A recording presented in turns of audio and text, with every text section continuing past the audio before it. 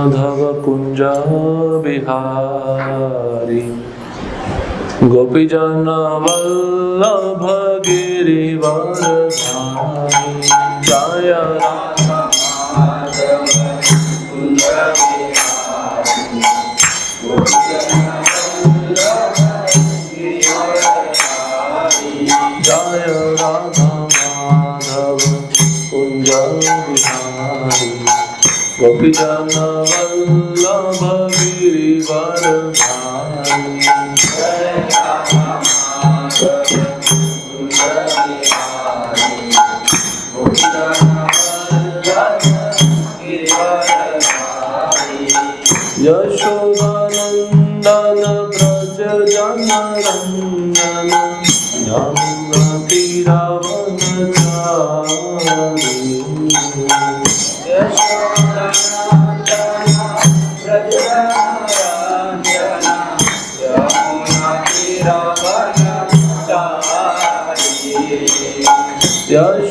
यशोदानंदन ब्रज जनरंजन यमुना तीरावनचारी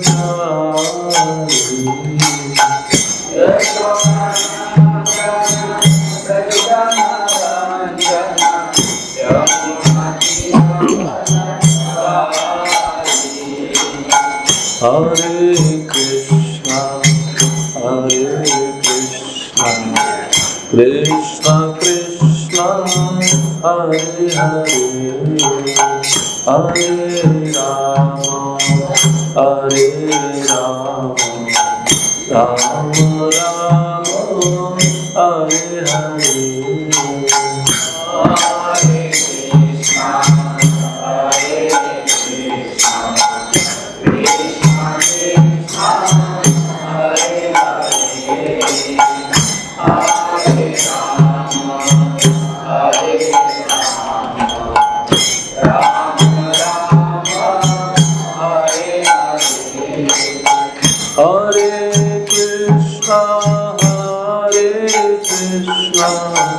कृष्णा कृष्णा हरे हरे हरे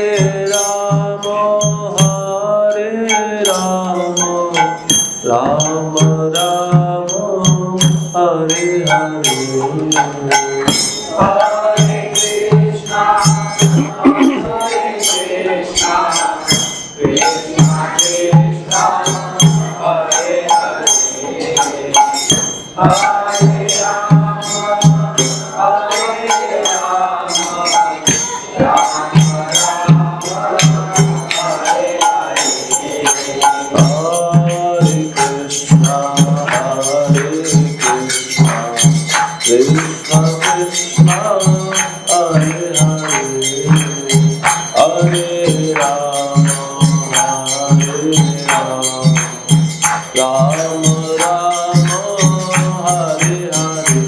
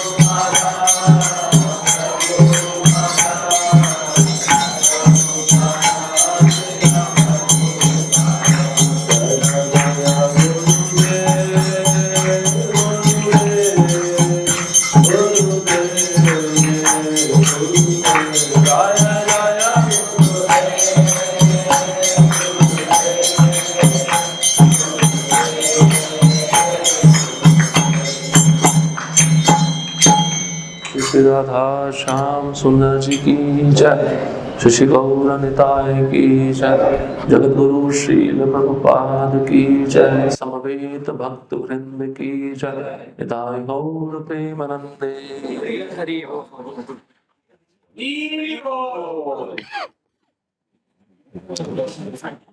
ओम नमो भगवते वासुदेवाय। ओम नमो भगवते वासुदेवाय। ओम नमो भगवते वासुदेवाय।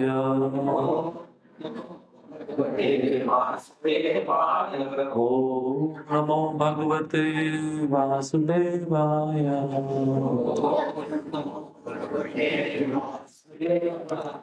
नारायणं नमस्कृत्यं नरं चैव नरोत्तमं देवीं सरस्वतीं व्यासं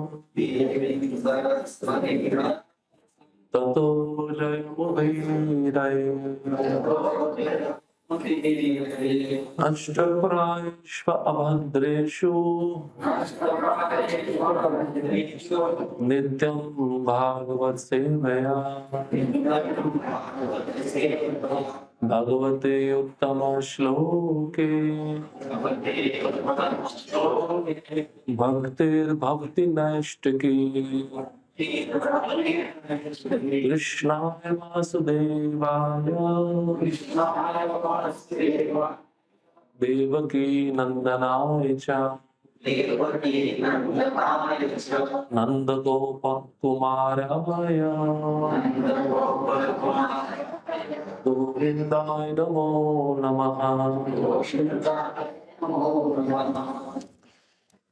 ग्रंथराज श्रीमद् भागवतम दूसरा स्कंद अध्याय क्रमांक 6 और श्लोक क्रमांक 34। न भारती में अंगमृषोपलक्ष्यते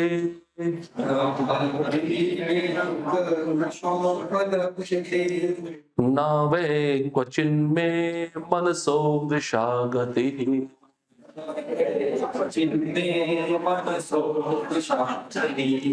नामे हशिकाणि पतन्त सत्पथे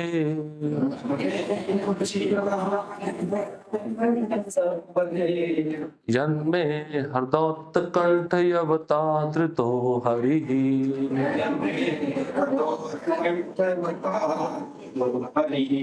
न भारती मे अंगमृषोपलक्ष्यते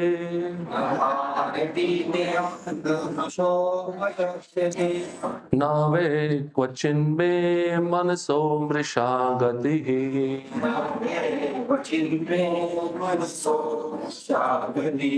न मे हशिकाणि पतन्त सत्पथे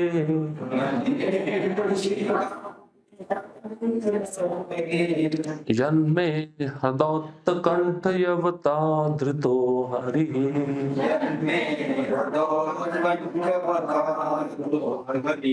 न भारती मे अंगमृषोपलक्ष्यते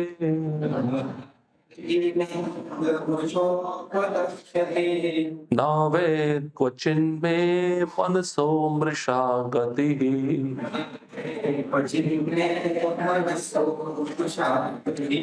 न मे हशिकाणि पतन्त सत्पथे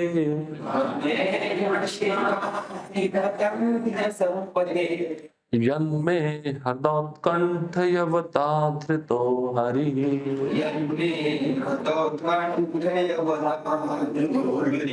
प्रभु जी। न भारती मे अंगमृषोपलक्ष्यते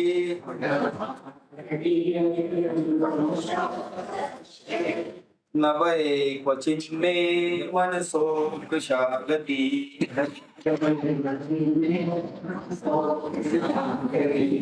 न मे ऋषिकानि पतन्ते सत्पथे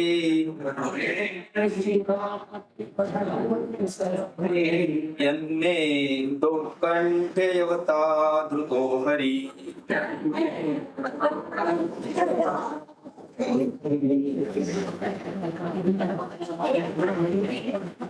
माता जी,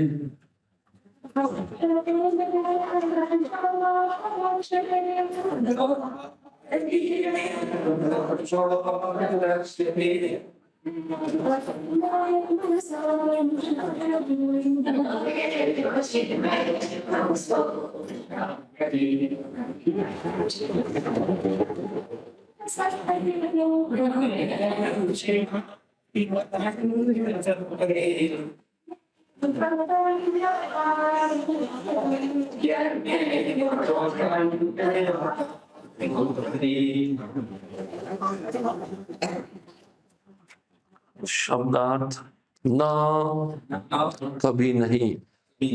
भारती कथन में मन अंग हे नारद मृषा असत्य उपलक्ष्यते प्रमाणित होता है। न कभी नहीं वै निश्चय ही क्वचित कभी में मेरा मनसः मन को मृषा असत्य गति ही प्रगति न तो मैं मेरी हशीकाणी इंद्रियां पतंती पतित होती हैं असत पथे अस्थाई पदार्थ में यत् क्योंकि मैं मेरे हृदय में औत्कंठवता महान उत्कंठा के द्वारा धृतः धारण किया हरि भगवान। अनुवाद और तात्पर्य इस डिवाइन ग्रेस एसी भक्ति वेदांत स्वामी शिल प्रभुपाद द्वारा। शिल प्रभुपाद की जय। अनुवाद हे नारद, चूंकि मैंने पूर्ण पुरुषोत्तम भगवान हरि के चरण कमलों को अत्यंत उत्कंठा के साथ पकड़ रखा है, अतः मैं जो कुछ कहता हूं वह कभी असत्य नहीं होता। ना तो मेरे मन की प्रगति कभी अवरुद्ध होती है, ना ही मेरी इंद्रियां कभी भी पदार्थ की क्षणिक आसक्ति से पतित होती है। तात्पर्य, नारद को दी गई वैदिक विद्या के प्रथम वक्ता ब्रह्मा जी हैं और नारद अपने विभिन्न शिष्यों सहित व्यासदेव तथा अन्यों के द्वारा इस दिव्य ज्ञान को पूरे विश्व में वितरित करने वाले हैं। वैदिक ज्ञान के अनुयायी ब्रह्मा जी के कथनों को अकाट्य सत्य मानते हैं। इस तरह यह दिव्य ज्ञान सारे संसार में सृष्टि के प्रारंभ से अनादि काल से गुरु शिष्य परंपरा द्वारा वितरित होता रहा है। ब्रह्मा जी इस भौतिक जगत के पूर्ण मुक्त जीव हैं और अध्यात्म ज्ञान के किसी भी निष्ठावान जिज्ञासु को ब्रह्मा जी के वचनों को अमोघ मानना पड़ेगा। वैदिक ज्ञान अमोघ है क्योंकि यह परमेश्वर से सीधे ब्रह्मा के हृदय में आता है और चूंकि ब्रह्मा जी सर्वोच्च पूर्ण जीव हैं, अतः उनके कथन अक्षरशः सत्य होते हैं। ऐसा इसलिए है क्योंकि ब्रह्मा भगवान के परम भक्त हैं और उन्होंने भगवान के चरण कमलों को परम सत्य के रूप में उत्कंठा पूर्वक स्वीकार किया है। वे अपने ही द्वारा संकलित ब्रह्म संहिता में इस सूक्ति को दोहराते रहते हैं, गोविंदम आदि पुरुषम तमहम भजामि। मैं आदि भगवान गोविंद का पूजक हूं। अतः वे जो कुछ कहते हैं, जो भी सोचते हैं और अपने सामान्य स्वभाव में जो भी करते हैं, उसे सत्य मानकर ग्रहण करना चाहिए, क्योंकि आदि भगवान गोविंद के साथ उनका प्रत्यक्ष एवं अत्यंत घनिष्ठ संबंध है। श्री गोविंद जो अपने भक्तों की प्रेममयी सेवा को प्रसन्नता पूर्वक स्वीकार करते हैं, वे अपने भक्तों के वचनों तथा कार्यों का प्रतिपालन करते हैं। भगवान भगवत गीता के 9वें अध्याय के 31वें श्लोक में कहते हैं, कौन्ते प्रतिजानहि, हे कुंती पुत्र तुम यह घोषित कर दो। भगवान अर्जुन से घोषणा करने को कहते हैं, तो क्यों? क्योंकि कभी कभी साक्षात गोविंद की घोषणा संसारी जीवों को विरोधात्मक लग सकती है, किंतु संसारी व्यक्ति कभी भी भगवत भक्त के वचनों में कोई विरोधाभास नहीं पाएगा। भगवान भक्तों की विशेष रूप से इसलिए रक्षा करते हैं जिससे वह अच्युत रहे। अतः भक्ति योग उस भक्त की सेवा से प्रारंभ होता है जो गुरु शिष्य परंपरा में होता है।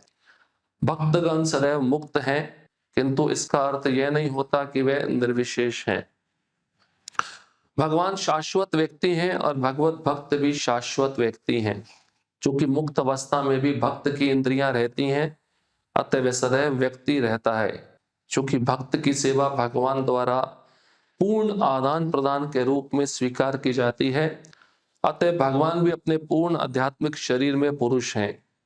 भक्त की इंद्रियां भगवान की सेवा में लगी रहने के कारण मिथ्या भौतिक भोग के आकर्षण द्वारा कभी विपथ नहीं होती। भक्त की योजनाएं कभी व्यर्थ नहीं जाती। इसका कारण है भक्त की भगवान की सेवा में श्रद्धापूर्ण आसक्ति। सिद्धि तथा मुक्ति का यही मानदंड है। ब्रह्मा जी से लेकर मनुष्य तक सारे जीव तुरंत ही मुक्ति के पथ पर अग्रसर होते हैं यदि उनकी आसक्ति आदि भगवान श्री कृष्ण में अपार निष्ठा के साथ होती है। भगवान भगवत गीता के 14वें अध्याय के 26वें श्लोक में इसकी पुष्टि करते हैं, मां च योग अव्यभिचारेण भक्ति योगेन सेवते सा गुणान समतित्तेतान ब्रह्म भूयाय कल्पते। अतएव जो कोई हृदय तथा आत्मा से दिव्य प्रेममय सेवा के माध्यम से भगवान के घनिष्ठ संपर्क में आने का इच्छुक है, उसके वचन तथा कर्म सदैव अमोघ होंगे। इसका कारण यह है कि परमेश्वर परम सत्य है तथा जो भी वस्तु सच्ची निष्ठा से परम सत्य से जोड़ दी जाती है वह उसी दिव्य गुण को प्राप्त कर लेती है। इसके विपरीत भौतिक विज्ञान तथा भौतिक ज्ञान पर आधारित कितना ही मानसिक चिंतन क्यों ना हो, वह परम सत्य के प्रामाणिक संसर्ग के बिना संसारी असत्य होने से असफल होता है, केवल इसलिए कि उसका संसर्ग परम सत्य के साथ नहीं होता। ऐसे ईश्वर विहीन अश्रद्धापूर्ण वचन तथा कर्म भौतिक दृष्टि से कितने ही समृद्ध क्यों ना हो, विश्वास के योग्य नहीं होते। इस महत्वपूर्ण श्लोक का यही तात्पर्य है। भक्ति का एक कण भी अश्रद्धा के कई टन से अधिक मूल्यवान है।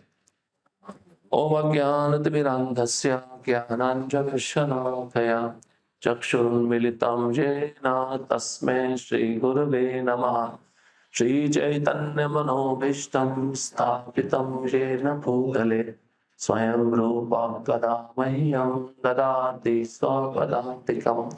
वन्देऽहं श्रीगुरुं श्रीयुतापदकमलं श्रीगुरुं वैष्णवांश्च श्रीरूपां साग्रजातं सहगणा रघुनाथान्वितं तं सजीवं सान्द्वैतं सावधूतं परिजनसहितं कृष्णचैतन्यदेवं श्रीराधा कृष्णपादान् सहगणा ललिता श्रीविशाखान्वितांश्च। हे कृष्ण करुणा सिन्धु दीनबन्धो जगत्पते गोपेशा गोपिका कान्त राधाकान्त नमस्तुते। तप्त काञ्चन गौराङ्गी राधे वृन्दावनेश्वरी वृषभानुसुते देवी प्रणमामि हरिप्रिये। वाञ्छाकल्पतरुभ्यश्च कृपा सिन्धुभ्यः एव च पतितानां पावनेभ्यो वैष्णवेभ्यो नमो नमः। नमो महावदन्याय कृष्णप्रेमप्रदायते कृष्णाय कृष्णचैतन्य नामिने गौरद्विषे नमः। नमः ओं विष्णुपादाय कृष्णपृष्ठाय भूतले श्रीमते भक्ति वेदांत स्वामी निते नमस्ते सारस्वते देवे गौरवाणी प्रचारिणे निर्विशेषा शून्यवादी पाश्चात्य देश तारिणे जय श्री कृष्ण चैतन्य प्रभु नित्यानंद श्री अद्वैत गदाधर श्रीवासादि गौर भक्त वृंद हरे कृष्णा कृष्णा कृष्णा कृष्णा हरे हरे हरे राम राम राम हरे हरे हरे कृष्णा कृष्णा कृष्णा हरे हरे हरे राम राम राम हरे हरे हरे कृष्णा कृष्णा कृष्ण हरे हरे हरे राम राम राम हरे हरे हरे कृष्णा।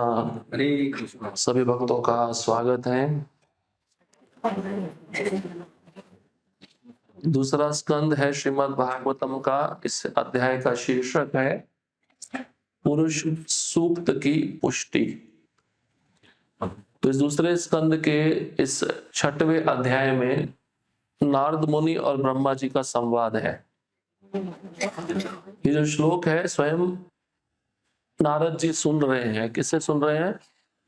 ब्रह्मा जी से, अपने पिताजी से सुन रहे हैं। तो ब्रह्मा जी अपना अनुभव बता रहे हैं अपने पुत्र नारद को। जब हमें कुछ अनुभव होता है, साक्षात्कार होता है, तो हमें दूसरों को बताना चाहिए, लेकिन किसको बताना चाहिए ये भी ध्यान रखना है। कहीं ऐसे बाहरी व्यक्ति को बताओगे जो भक्त नहीं है तो आपका उपहास उड़ा सकता है, लेकिन जो गंभीर भक्त है उसको बताना चाहिए, लेकिन ज्यादा उसका प्रचार भी नहीं करना चाहिए। तो नारद जी तो स्वयं भगवान के भक्त हैं जो सदैव भगवान को देखते रहते हैं। तो ब्रह्मा जी देखिए अपना अनुभव बता रहे हैं। ब्रह्मा जी क्या कहते हैं नारद को?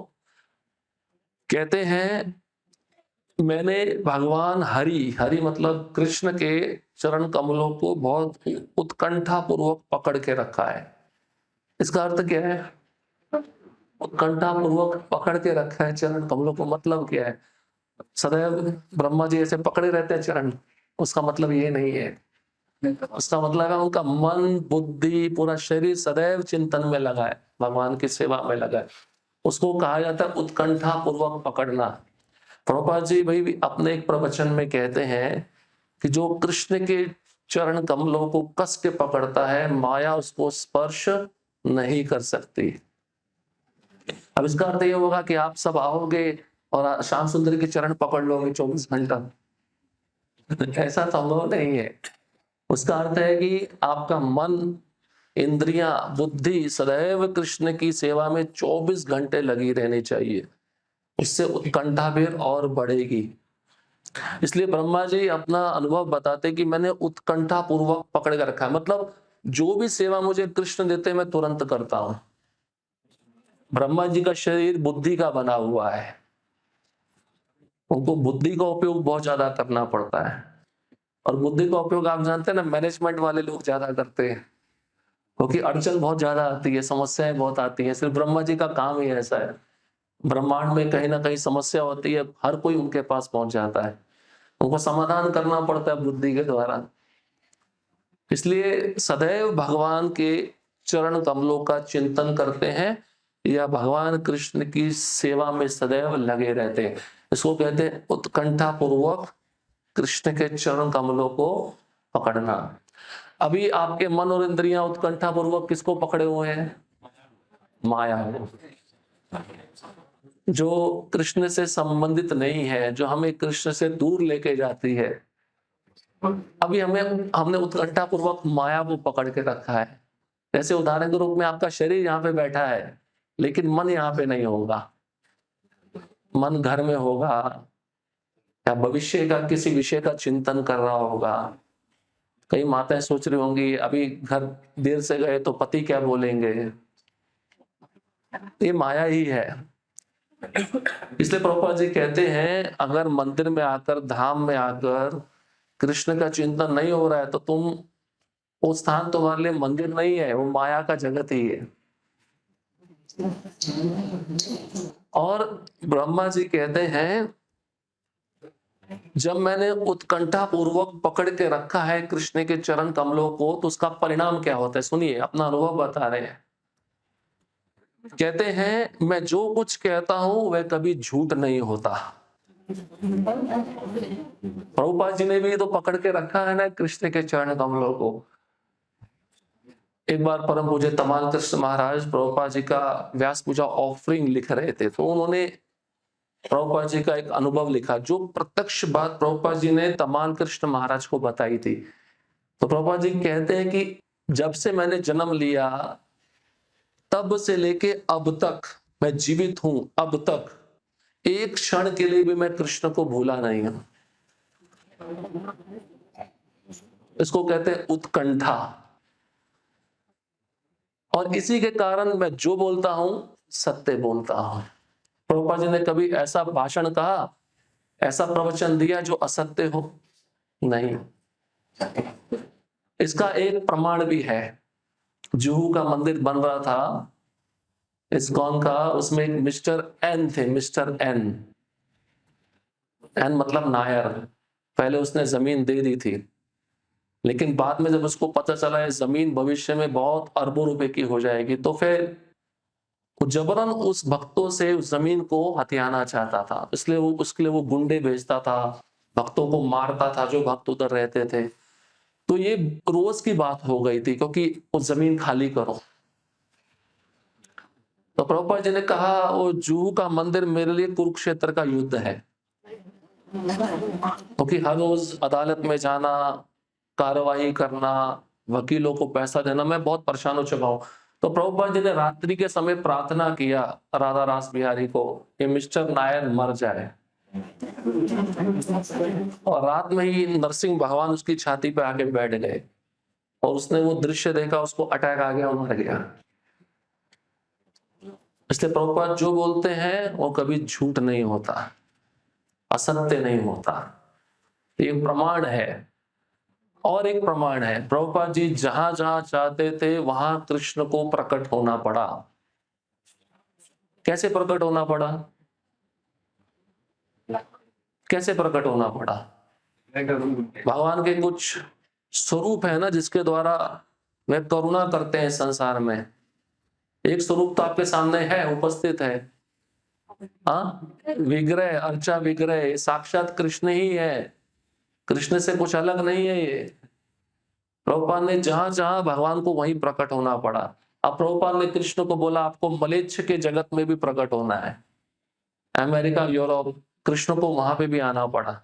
इसे जाते समय प्रभुपाद जी प्रार्थना करते थे। सिडनी में राधा गोपीनाथ है, जाते समय प्रभुपाद जी प्रार्थना कर रहे थे गोपीनाथ जी को कि मैं आपको इन मलेच्छों के हाथ छोड़ के जा रहा हूं, इनको कुछ बुद्धि नहीं है, अकल नहीं है, इसलिए जो भी सेवा करेंगे आप उसको स्वीकार कर लेना। ये प्रभुपाद जी की करुणा है। इसको कहते हैं उत्कंठा। और प्रभुपाद जी भविष्य का भी देख लेते थे, भविष्य में क्या होने वाला है। इसलिए अपने शिष्यों को हर एक पग पग पे समझाते थे ये ठीक नहीं है, इसको ऐसे करो। आप प्रभुपाद लीलामृत पढ़िए, इसका मतलब वो भविष्य देख रहे हैं क्या होने वाला है। क्यों? क्योंकि उनका संबंध किससे है? कृष्ण से है। सदैव 24 घंटा वो कृष्ण के बारे में सोचते रहते। अब ब्रह्मा जी दूसरा अनुभव बताते हैं, मेरे मन की प्रगति कभी रुकती नहीं है, अवरुद्ध नहीं होती। इसका मतलब क्या है? मेरे मन में कभी माया का विषय प्रवेश ही नहीं करता है। भाई मन की गति कृष्ण को सोचने में कब रुकेगी? जब आप माया को एंट्री दोगे। मेरे मन का गति कभी भी अवरुद्ध नहीं होता, इसका मतलब है सदैव कृष्ण के बारे में मैं सोचता रहता हूं, इसलिए मेरे मन में कभी माया प्रवेश नहीं कर सकती। ये दूसरा अनुभव है ब्रह्मा जी का। और तीसरा अनुभव बताते हैं जो सबसे ज्यादा महत्वपूर्ण है। ब्रह्मा जी कहते हैं मेरी इंद्रियां कभी भी क्षणिक पदार्थ के प्रति आसक्त नहीं होती। फिर आप बोलोगे, एक प्रश्न उठेगा, भागवतम में तो ये प्रसंग भी आता है ब्रह्मा जी अपनी पुत्री के प्रति आसक्त हो गए। वो भगवान की लीला है, भगवान दिखाना चाहते हैं। अब भगवान को आसक्त कर दूं माया से तो भगवान को कोई रोक सकता है क्या? नहीं रोक सकता। वो अपने माया का स्वरूप दिखाना चाहते हैं। भक्त कितना भी महान क्यों ना हो वो भी माया से बच नहीं सकता, इसलिए पूर्ण शरणागत होना पड़ेगा। तो ये 3 अनुभव ब्रह्मा जी अपना बता रहे हैं और इसके ऊपर प्रभुपाद जी ने इतना सुंदर तात्पर्य लिखा है जो हमारे सब संशयों को दूर कर देता है। सारांश रूप में प्रभुपाद जी लिखते हैं कि जो ज्ञान है, दिव्य ज्ञान है, कहां से आता है? ये दिव्य ज्ञान कहां से आता है?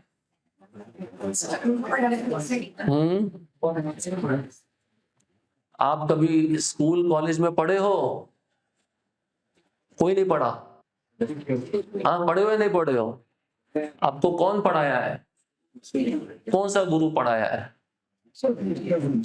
टीचर पढ़ाया ना, कोई शिक्षक होगा ना। फिर उस शिक्षक का भी कोई शिक्षक होगा। मतलब क्या है? दिव्य ज्ञान कहां से आ रहा है? गुरु शिष्य परंपरा से आ रहा है। और जब तक व्यक्ति इस गुरु शिष्य परंपरा में नहीं आता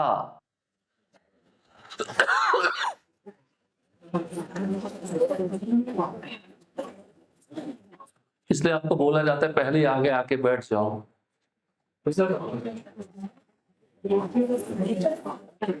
आप पहले सेटल हो जाओ अच्छे से।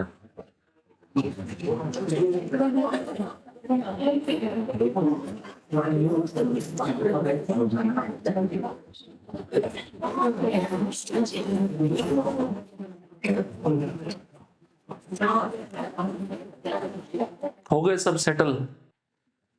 सबको सेटल होना ना इस संसार में। किसी को बंगला खरीदना है, किसी को गाड़ी खरीदना है, स्थायी रूप से सबको सेटल होना है। और मौत का पता नहीं है किस समय मौत आ जाएगी, आपका सब सेटलमेंट का प्लान उठा के ले जाएगी। तो भक्तों के संग में सेटल होना अच्छा है। तो सबसे पहला वाक्य प्रभुपाद जी लिखते हैं, ये ज्ञान गुरु शिष्य परंपरा से आया। और सबसे पहले शिष्य भगवान ने किसको बनाया? किसको बनाया? ब्रह्मा जी को। अच्छा, भगवान इतने शक्तिवान है कि उनको शिक्षण नहीं देना पड़ता। एक उन्होंने स्कूल खोल दिया, ब्रह्मा जी को बुलाया, बैठो मैं तुमको सारे वेद पढ़ाता हूं। नहीं, भगवान ये सब नहीं करते हैं। ब्रह्मा जी ने हृदय में धारण कर लिया। कृष्ण ने वेणु बजाया, वेणु से सब वेदों का ज्ञान ब्रह्मा जी के हृदय में चला गया और ब्रह्मा जी ने उसको कंठस्थ कर लिया। 4 मुख है, बुद्धि भी 4 मुख वाली है, तो ब्रह्मा जी को भूलने में कोई समस्या नहीं है, उनको सदैव याद रहता है। इसलिए यहाँ पे कहते हैं सबसे पहले शिष्य भगवान ने ब्रह्मा जी को बनाया। ब्रह्म मध्व वैष्णव गौड़ीय संप्रदाय, जिसमें ब्रह्मा जी ही प्रमुख आचार्य हैं। अब भगवान ने जब ब्रह्मा जी को ज्ञान दे दिया, उसके बाद में वह ज्ञान किसके पास गया? नारद जी को। तो इसी भागवतम के स्कंद में भगवान के द्वारा जो ज्ञान ब्रह्मा जी प्राप्त किए, ब्रह्मा जी वो ज्ञान अपने पुत्र नारद को दे रहे हैं। अब आप श्लोक में देखिए, यहाँ पे श्लोक में एक शब्द है अंग। प्रथम पंक्ति में शब्द है अंग। अंग है ना, अंग का अर्थ है हे नारद। ब्रह्मा जी के शरीर से उत्पन्न हुए नारद मुनि। ब्रह्मा जी इतने शक्तिशाली थे, उन्होंने बिना किसी स्त्री के 8 ऋषियों को उत्पन्न किया, क्योंकि वो स्वयं गर्भोदकशाही विष्णु से जन्म लिए हैं, उनके पास भी वो शक्ति है। उसमें से एक नारद जी हैं जो ब्रह्मा जी के पुत्र हैं, इसलिए बोलते अंग। अंग मतलब वो शरीर से उत्पन्न हुआ, उसको पुत्र भी कहते हैं, पर यहाँ पे संस्कृत में अंग शब्द आया। अंग मतलब हे नारद, क्योंकि ब्रह्मा जी के शरीर से वह जन्म लिए हैं। अब प्रभुपाद जी कहते हैं कि जब एक ज्ञान परंपरा में आया तो इस परंपरा के आचार्यों ने उस ज्ञान का क्या किया? उसको वितरण किया, उसको फैलाया, जिससे ज्ञान दूसरों तक पहुंचे। अब ज्ञान परंपरा में प्रभुपाद जी तक आया। प्रभुपाद जी ने क्या किया? प्रभुपाद जी ने भी वही कार्य किया जो ब्रह्मा जी ने किया, लेकिन प्रभुपाद जी का कार्य और दक्षता पूर्वक है।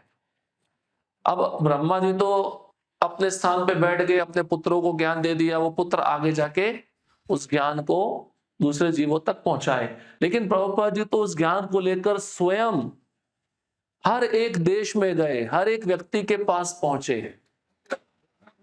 तो ब्रह्मा जी से अधिक कष्ट तो प्रभुपाद जी ने लिया इस ज्ञान को फैलाने में।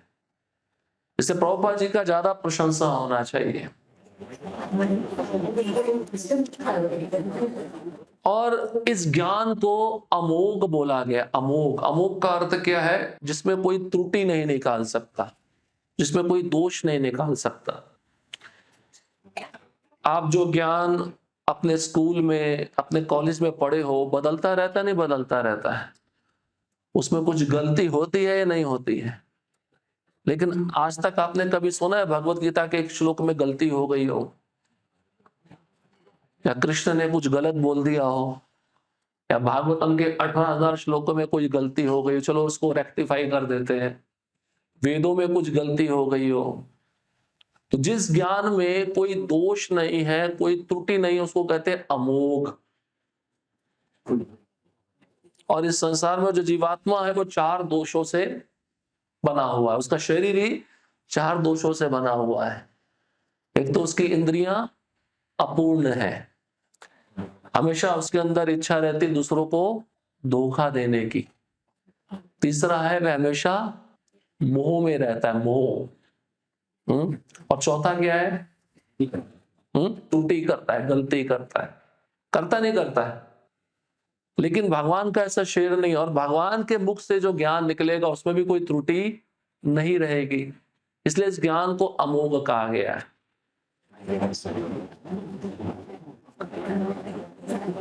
आगे प्रभुपाद जी तात्पर्य में लिखते हैं,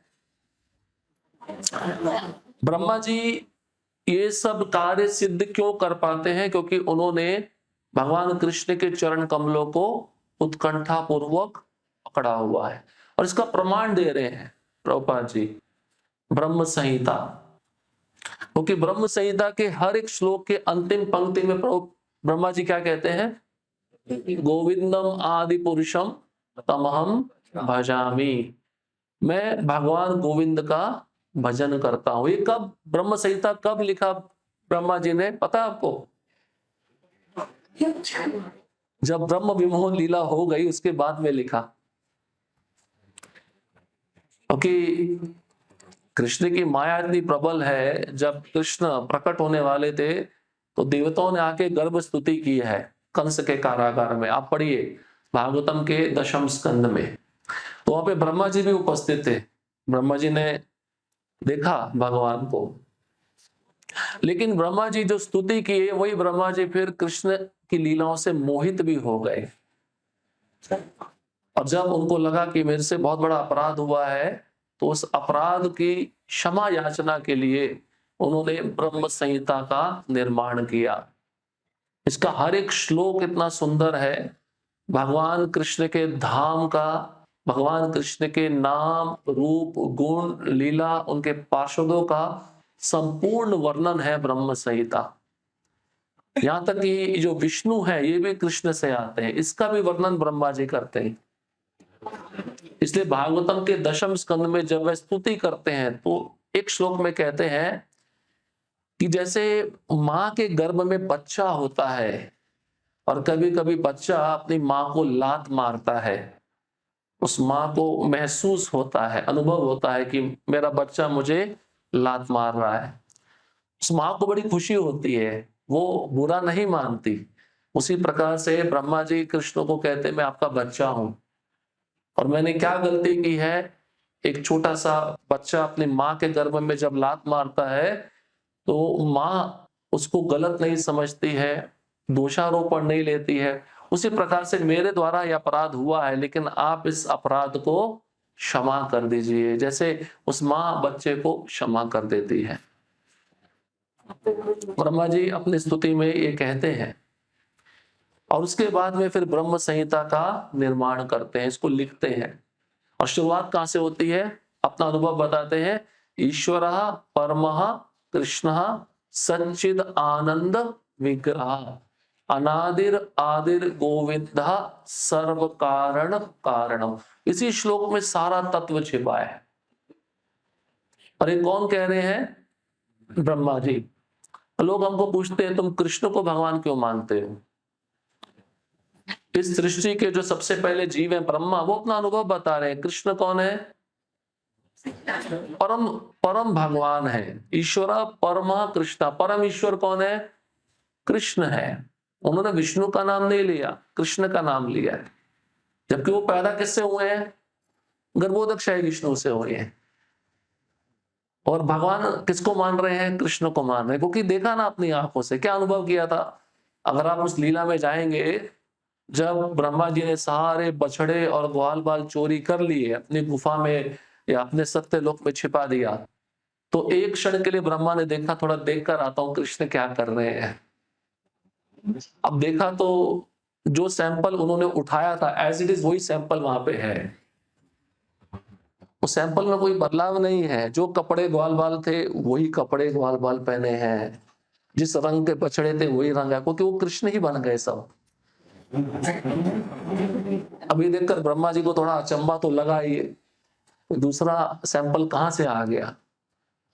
अब इनको थोड़ा भ्रमित हो गए कि जो मैंने चुराया कहीं वहां से गायब होकर यहाँ पे तो नहीं आ गया है।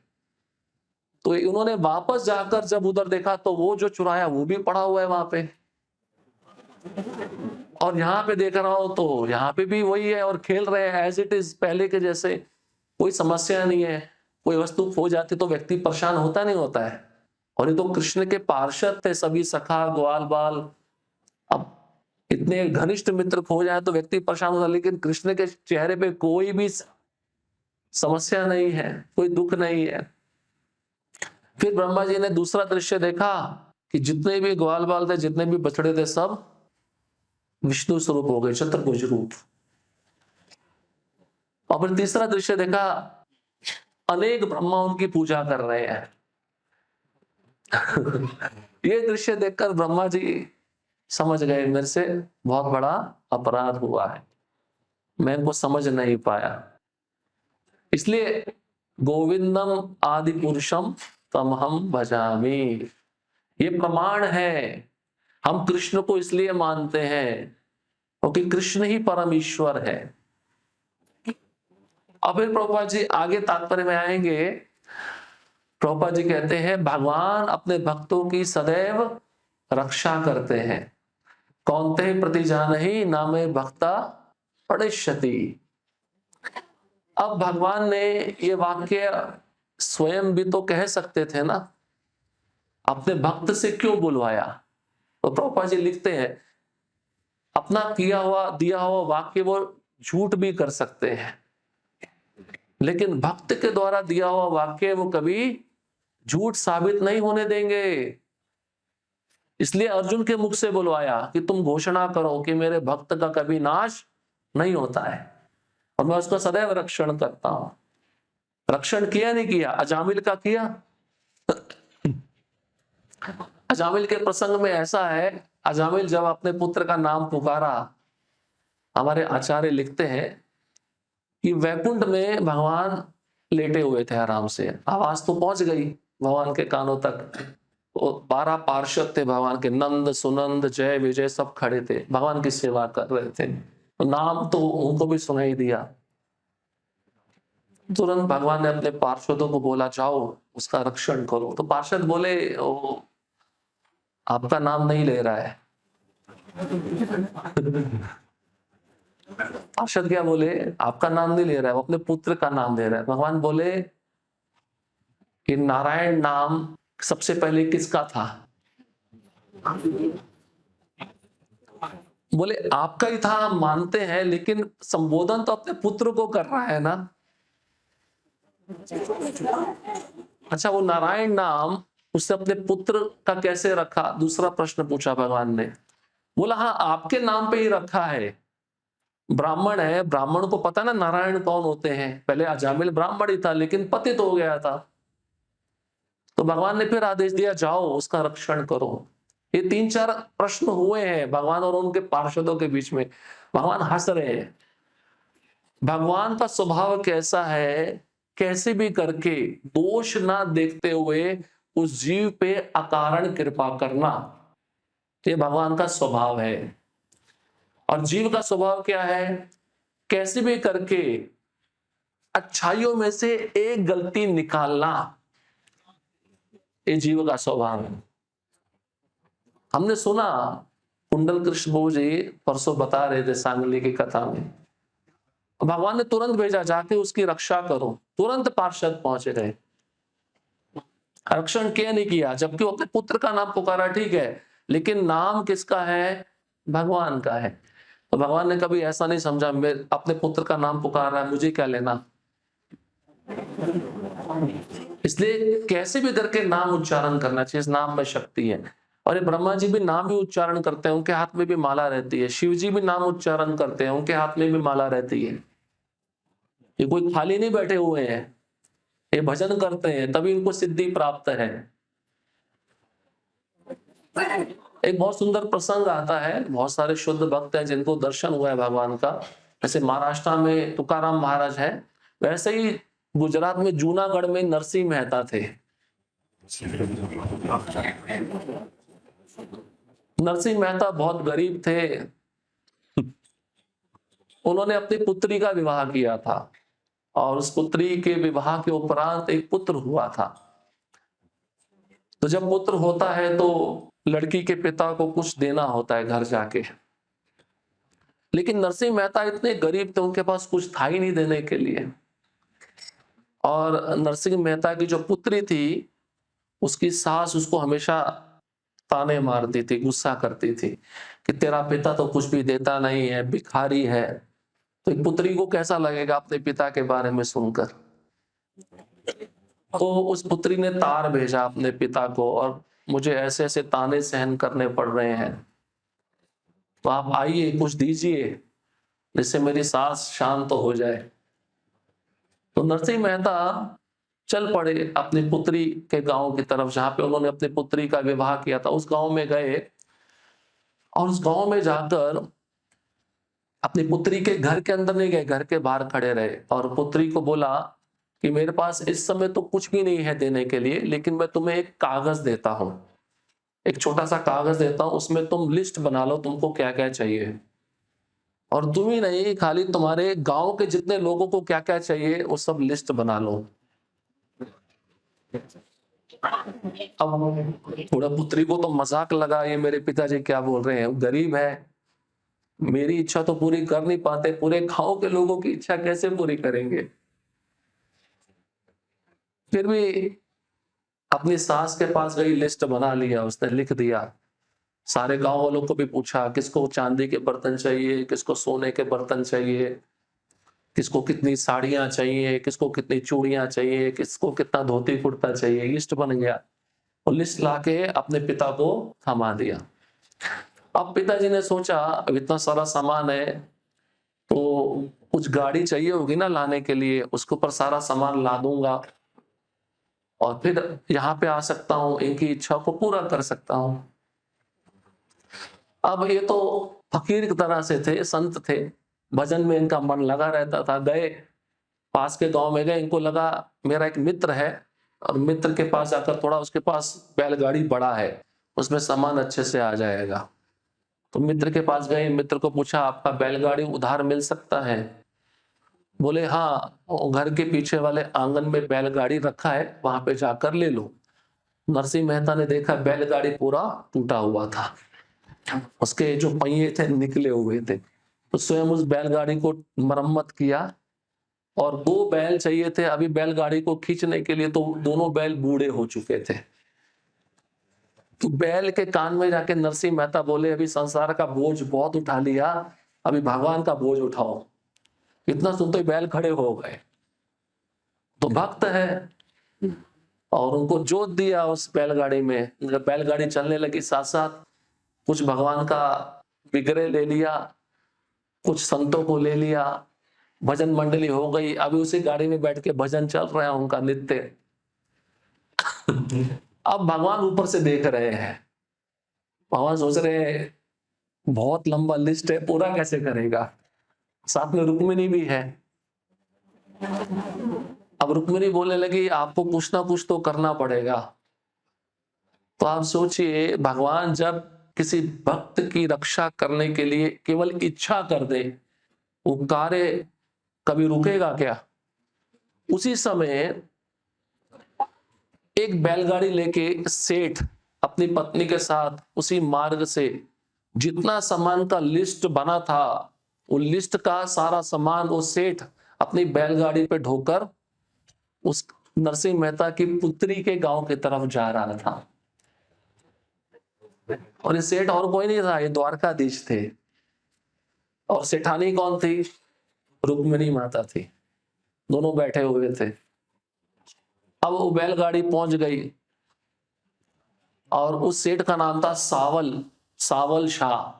जैसे सांवरिया बोलते हैं ना, सांवरिया कृष्ण का एक नाम है सांवरिया, उसका सावल बना लिया था नाम वो। अब जैसे ही नरसिंह मेहता की पुत्री के घर के सामने वो बैलगाड़ी रुकी जिसमें बहुत सारा सामान था, तो गांव के लोग थे आश्चर्य में पड़ गए, कितना सारा सामान कैसे आया है। तो फिर उस सावल शाह ने उन गांव वालों को बोलकर नरसिंह मेहता की पुत्री को बुलवाया। और जब पुत्री आई और भगवान जो सावल शाह के रूप में थे नरसिंह मेहता की पुत्री को बोले, मैं तुम्हारे पिता का मित्र हूं, उन्होंने मुझे भेजा है। अभी नरसिंह मेहता की बैलगाड़ी आई नहीं है, उनके पास कुछ है भी नहीं, वो क्या देंगे। लेकिन भगवान को ये कार्य पूरा करके यहां से निकलना है।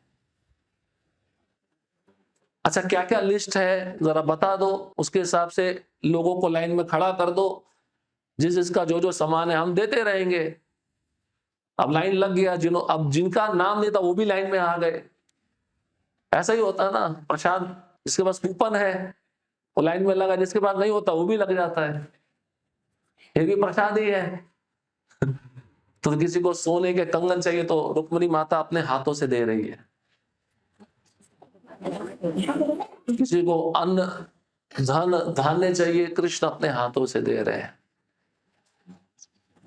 ये कृष्ण का स्वभाव है, हर समय भक्त का रक्षण करना, क्योंकि वो जानते हैं अगर ये नहीं दे पाएगा तो मेरे भक्त का मजाक उड़ाया जाएगा, और मैं अपने भक्त का मजाक इस संसार में उड़ते हुए नहीं देख सकता। नरसिंह मेहता जूनागढ़ में रहते थे, वहां के कई ब्राह्मण उनसे बहुत द्वेष करते थे। है गरीब पर अपने को बहुत दिखावा करता है, भजन का भक्ति का बहुत दिखावा करता है। तो कुछ साधु लोग जब उनके गांव में आए तो हुंडी बोलते हैं, हुंडी, ये वाली हुंडी नहीं, हुंडी कहते हैं जब एक गांव का एक सेठ पत्र लिख दे और जो व्यक्ति मांगने आया उस पत्र को लेकर दूसरे गांव में जाकर पत्र उस सेठ को दिखाए तो पैसा मिल जाता है, उसको कहते हैं हुंडी। तो कुछ साधु आए थे, उनको द्वारका में भंडारा कराना था, सेवा करनी थी भगवान की। अब जूनागढ़ में जो द्वेषी ब्राह्मण थे, उस साधुओं ने उन ब्राह्मणों को पूछा यहाँ पे कोई ऐसा व्यक्ति है जो भगवान की सेवा कर सके। तो उन्होंने नाम किसका लिया? नरसिंह मेहता का, जो बहुत गरीब थे द्वेष के कारण। इसके पास जाओ, इसके पास बहुत सारा धन है, तुमको मिल जाएगा जो चाहो। और क्या करना, जाकर इसके चरणों में गिरकर प्रार्थना करना। ये बहुत बड़ा सेठ है, प्रार्थना करोगे, गिड़गिड़ाओगे, पहले तो मना करेगा, बाद में आपकी इच्छा को पूरा करेगा। इन साधुओं ने वैसा ही किया और एक ब्राह्मणों ने नरसिंह मेहता का घर दिखा दिया, झोपड़ी दिखा दी, वहां पे रहता है। फिर साधु गए और वहां पे नरसिंह मेहता के चरणों में गिर पड़े और वो भी बड़े खुश हो गया, साधु मेरे घर आए हैं, चलो भजन कीर्तन होगा। आजकल तो साधु को देखकर दरवाजा बंद कर देते हैं, भगवत गीता देने जाते हैं दरवाजा खोलते ही नहीं है लोग, ये साधु आया हमको पकड़ के ले जाएगा। अब बड़े खुश हो गए, उनकी खुशी का कोई ठिकाना नहीं रहा। अब भक्त को भक्त का संग मिल जाए तो खुश होगा नहीं होगा, एक निंदक को निंदक का संग मिल जाए तो उसका 100 गुना उत्साह और बढ़ जाता है। अब बड़े खुश हो गए, भजन होगा, भजन किया। साधुओं ने बोला हम कुछ इच्छा लेके आए। बोले क्या इच्छा है? हमें द्वारकाधीश की सेवा करवानी है। तो इस गांव के लोगों ने बताया आप बहुत धनी हो और आप वो सेवा कर सकते हो। तो नरसिंह मेहता समझ गए ये ब्राह्मण लोगों का ही काम है जो मेरे को यहाँ पे साधुओं को भेज दिया है। तो बोले ठीक है, आपकी क्या सेवा है? बोले हमें 700 रुपए चाहिए। अब आप सोचिए आज से 400 साल पहले 700 रुपए का कितना कीमत होता होगा। वो 700 रुपए से हमें भंडारा करना है, द्वारका में जाकर द्वारकाधीश की सेवा करनी है। तो ये बड़े दयालु थे, बोले ठीक है, अब मेरा सावल सेठ है वही सब कुछ करता है। तो उन्होंने हुंडी लिख दिया, एक सावल सेठ नाम का व्यक्ति मिलेगा द्वारका में, वो तुम्हें 700 रुपए दे देगा, कोई टेंशन नहीं है। अब इस व्यक्ति का पता नहीं है, कुछ नहीं है, बस वहां पे जाकर खड़ा रहेगा, मिल जाएगा। अब ये साधु बेचारे भोले वाले थे, थोड़ा समय व्यतीत किया नरसिंह मेहता के साथ और ये जूनागढ़ से द्वारका की तरफ चल पड़े। अब द्वारका पहुंचते ही ये साधु चिल्लाने लगे, सावल सेठ कहाँ है? इनको सावल सेठ नहीं मिला। द्वारका की एक एक गली छान मारी और बड़े निराश हो गए, दुखी हो गए। अब हमें तो सेवा करनी है द्वारकाधीश की, कैसे होगी? अब भगवान समझ गए, भगवान को पाने के लिए भी कुछ प्रयत्न करना पड़ता है, बैठे बैठाए थोड़ी ना मिल जाएंगे, थोड़ा हाथ पैर हिलाना पड़ता है, भागा दौड़ी करना पड़ता है। जैसे हम मंदिर बना रहे हैं, उसके लिए धन इकट्ठा करना पड़ेगा, नहीं पड़ेगा? धन इकट्ठा करोगे मंदिर बनेगा, तभी तो भगवान आएंगे। पहले घर बनता है तभी तो व्यक्ति रहने के लिए आता है ना। अब ऐसे मंदिर बनेगा तभी तो भगवान आएंगे विग्रह के रूप में, आपकी सेवा स्वीकार करेंगे। अब भगवान सावल सेठ का रूप लेकर कंधे पे पैसों का बोरी लेकर चल पड़े और इन साधुओं के पास में आ गए। बोले आप बहुत देर से सावल सेठ का नाम पुकार रहे हो, वो सावल सेठ मैं ही हूं। और जो नरसिंह मेहता ने पत्र लिख के दिए ना हुंडी के रूप में, जरा मुझे दे दीजिए और मैं देखता हूं कितना धन है, उतना धन मैं आपको दे देता हूं। उन साधुओं ने वो चिट्ठी दिया, वो पत्र दिया जो नरसिंह मेहता ने लिखा था। वो जैसे ही लिया भगवान ने, भगवान की आंखों में आंसू आ रहे थे, मेरे भक्त का राइटिंग देखकर, अक्षर देखकर कितना सुंदर है। और भगवान ने अपने आंसुओं को रोक लिया और जो धन का बोरा था, पैसे का बोरा था, उन साधुओं को दे दिया। साधु बहुत खुश हो गए। साधु सीधा अब द्वारकाधीश, उनको तो पता ही नहीं यही द्वारकाधीश है जो हमारे सामने खड़े हैं। द्वारकाधीश के मंदिर में गए और जो धन मिला था उससे अच्छे से दूसरे साधुओं को उन्होंने प्रसाद खिलाया। कहने का मतलब ये यहाँ पे प्रभुपाद जी कह रहे हैं कि कौनते प्रतिजानहि नामे भक्ता प्रणश्यति, मेरे भक्त का कभी नाश नहीं होता। नाश मतलब भगवान हर एक स्थिति में भगवान अपने भक्त का रक्षा करते हैं। बस उस भक्त को भगवान के वचनों पर पूर्ण निष्ठा, पूर्ण श्रद्धा, पूर्ण समर्पण होना चाहिए। और ऐसे बहुत सारे प्रमाण हैं। जब हम इन लीलाओं को सुनते हैं हमारी श्रद्धा बढ़नी चाहिए और हमारा भजन का इच्छा भी ज्यादा होना चाहिए। ऐसा नहीं है सुन रहे हैं, सुन के इस कान से सुन रहे हैं, इस कान से निकाल रहे हैं, लेकिन प्रसाद के बारे में याद रहता है क्या खाया, लेकिन प्रवचन में जो सुना है वो याद नहीं रहता। श्रद्धा सब जगह होनी चाहिए। अब प्रभुपाद जी देखिए क्या कहते हैं, भक्त की इंद्रियां भगवान की सेवा में लगी रहने के कारण मिथ्या भौतिक भोग के आकर्षण द्वारा कभी विपथ नहीं होती। ये बहुत ही महत्वपूर्ण प्रभुपाद जी पंक्ति लिखे इस तात्पर्य में। जब भक्त की इंद्रियां, मन कृष्ण की सेवा में सदैव लगा हुआ है तो उसका मन, इंद्रियां कभी भी भौतिक मार्ग पर नहीं जाएंगी। हमें अपने को बचाने का एकमात्र उपाय यही दिखता है, कृष्ण की सेवा में सदैव लगे रहना। भक्ति का मार्ग बहुत सुगम है, बहुत सरल है, लेकिन हम उस भक्ति के मार्ग को अपने लिए कठिन बना देते हैं। प्रभुपाद जी कहते हैं भक्ति किसके लिए सुगम है, किसके लिए सरल है? जो भक्त भक्ति में गंभीर है। लेकिन वही भक्ति किन भक्तों के लिए दुर्गम बन जाती है, मुश्किल बन जाती है, कठिनाई पूर्वक बन जाती है? जो भक्ति में गंभीर नहीं होते। इसलिए गंभीर बनना चाहिए। और देखिए तात्पर्य की अंतिम पंक्ति भी प्रभुपाद जी बहुत सुंदर लिखे हैं। कहते हैं भक्ति का एक कण भी अश्रद्धा के कई टन से अधिक मूल्यवान है। कितना शक्तिशाली स्टेटमेंट है प्रभुपाद जी का। भक्ति में जो श्रद्धा है उसका एक कण उसको तराजू के एक बाजू में रख दो, और अश्रद्धा के कई टन कण दूसरे बाजू में रख दो, तो भक्ति का एक कण वो भारी रहेगा। जैसे अभी हमने सुना ना नरसिंह मेहता के बारे में, भक्ति का एक कण प्रेम पूर्वक भगवान की सेवा, उनका भजन क्रिया, वो इतना शक्तिशाली था। और जिन ब्राह्मणों ने उनको द्वेषी समझकर उनका अपमान किया, वो तो द्वेषी थे, उनके अंदर अश्रद्धा थी, श्रद्धा तो कभी उत्पन्न हो ही नहीं सकती थी। तो उस अश्रद्धा को तराजू के एक बाजू में रख दो, और श्रद्धा के एक कण को, भक्ति की श्रद्धा के एक कण को तराजू के इस बाजू रख दो। जो भक्ति की श्रद्धा का एक कण है वो सबसे भारी है। इसलिए भगवान के विषय में क्या कहा जाता है, भावग्राही जनार्दना, वो भाव को स्वीकार करते हैं। इसलिए ब्रह्मा जी अपना अनुभव बता रहे नारद मुनि को कि मैं भगवान की सेवा में सदैव लगा रहता हूं, इसलिए मैं जो बोलता हूं कभी झूठ नहीं होता। मेरी इंद्रियां कभी भी भौतिक माया के संसर्ग में नहीं आती, और मेरा मन पूरी तरह से शुद्ध रहता है। और दिव्य ज्ञान जो मैं अपने मुख से तुमको दे रहा हूं, यही परंपरा के द्वारा दूसरे जीवों तक पहुंचता है।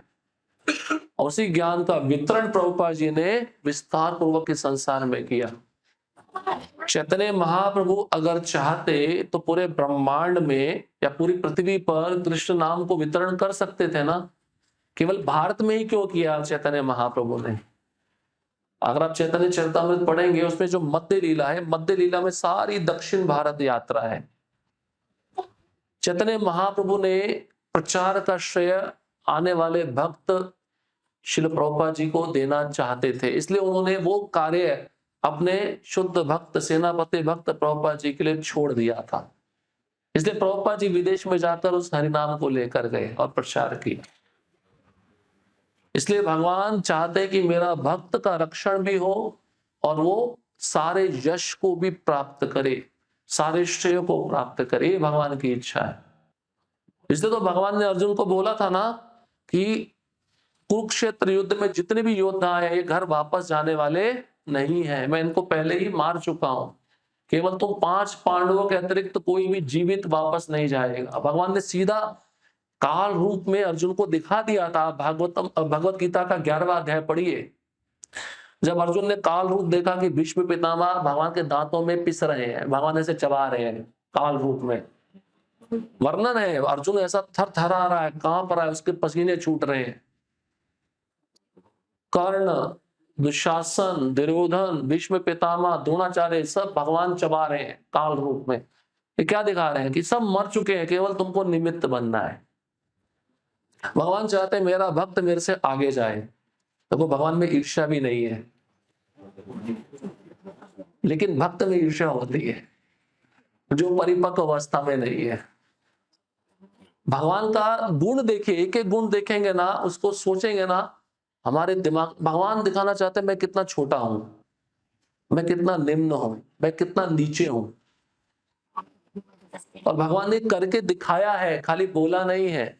जब कृष्ण चैतन्य महाप्रभु के रूप में आए, भक्त बनकर आए, तो उन्होंने क्या किया? भक्तों की सेवा की है, अपने हाथों से प्रसाद भक्तों को खिलाया है, अपने हाथों से चंदन लगाया, अपने हाथों से उनको माला अर्पण की है। भगवान अपने हाथों से मंदिर का मार्जन करते थे। और आप कृष्ण लीला में भी देखो, जब युधिष्ठिर महाराज ने राजसूय यज्ञ किया तो भगवान को कौन सी सेवा दी थी? जूठे पत्तल उठाने की सेवा दी थी भगवान को। भगवान ने वो सेवा सहर्ष स्वीकार किया। तो भगवान क्या सिखाते हैं? हम सब यही सिखाते हैं कि हमें जो भी सेवा मिले वो प्रेम पूर्वक करनी चाहिए, अपना हृदय से करनी चाहिए। ऐसा नहीं है कि खाली मिला है बस उसको फटाफट करना है और घर भागना है। हृदय से होना चाहिए, क्योंकि भगवान और जीव का संबंध हृदय से है। इसलिए यहाँ पे बताया ना, ब्रह्मा जी को ज्ञान कहाँ पे आया? दिमाग में नहीं आया, हृदय में आया। उनको आदि कवि कहा जाता है। हृदय में भगवान ने वो ज्ञान ब्रह्मा जी को दे दिया बिना बताए। भगवान को कुछ पेंसिल पेन लेकर सिखाना नहीं पड़ा, चौक लेकर बोर्ड पे दिखना नहीं पड़ा। तो वो ज्ञान परंपरा के द्वारा हमको भी प्रभुपाद जी की कृपा से प्राप्त हुआ है।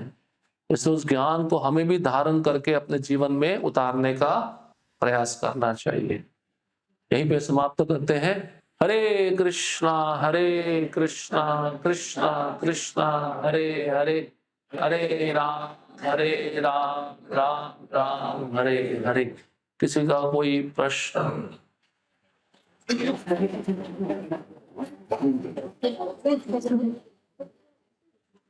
ठीक है। श्री राधा श्याम सुंदर जी की जय, श्रील प्रभुपाद की जय, समवेत भक्त वृंद की जय, निताय गौर प्रेमानंदे। प्रभु प्रभु अगले हफ्ते ना रविवार को कीर्तन मेला है, वो भी बता देना 5 से 9। हरे कृष्णा कृष्णा कृष्णा हरे हरे, हरे राम राम राम। योगिनी खूप सुंदर त्या आपल्याला श्लोकात स्पष्टीकरण सांगितलं की ब्रह्मांड अशा मध्ये बिंदीपासून बनलेलं आहे। नारद मुनीची श्रद्धा होती आपल्या भगवानाची श्रद्धा आपली पाहिजे।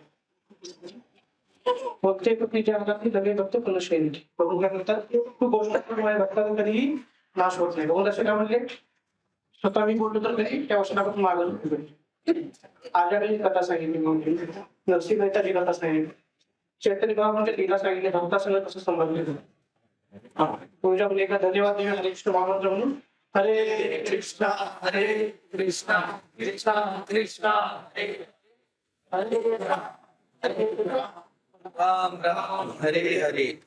आजचा जो प्रसाद आहे दादा बापू थोडा त्यांच्याकडून आहे, त्यांनी पुढे यावं आणि हा स्वीकार करावा। आले का दादा बापू थोडा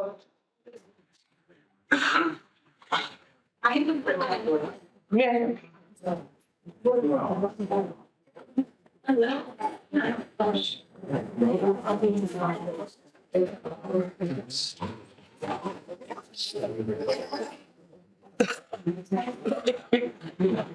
हरे कृष्णा कृष्णा कृष्णा हरे हरे, हरे राम राम हरे हरे। आज फर्स्ट टाइम कोण आले? फर्स्ट टाइम कोण आले? हात उचला, पहिल्यांदा करेल सर्वांना पण एक हरे कृष्ण महामंत्र स्वागत करूया। हरे